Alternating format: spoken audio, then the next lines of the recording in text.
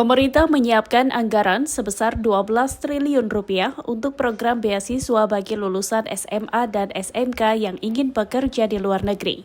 Usai rapat terbatas bersama Presiden Prabowo Subianto di Istana Kepresidenan Jakarta Selasa 4 November, Menteri Koordinator Bidang Pemberdayaan Masyarakat mengatakan beasiswa tersebut diperuntukkan bagi lulusan SMA dan SMK dengan keahlian sebagai jurulas, perawat, dan jasa perhotelan.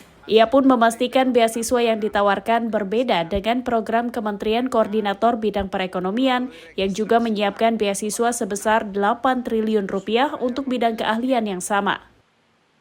Lulusan SMA dan SMK yang mau keluar negeri dipersiapkan beasiswa khusus.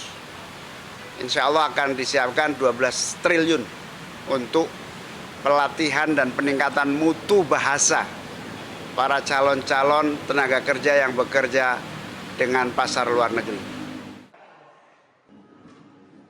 Program beasiswa tersebut akan dimulai pada akhir tahun mendatang. Dari Jakarta, Suci Nurhaliza, Cahyasari, Kantor Berita Antara mewartakan.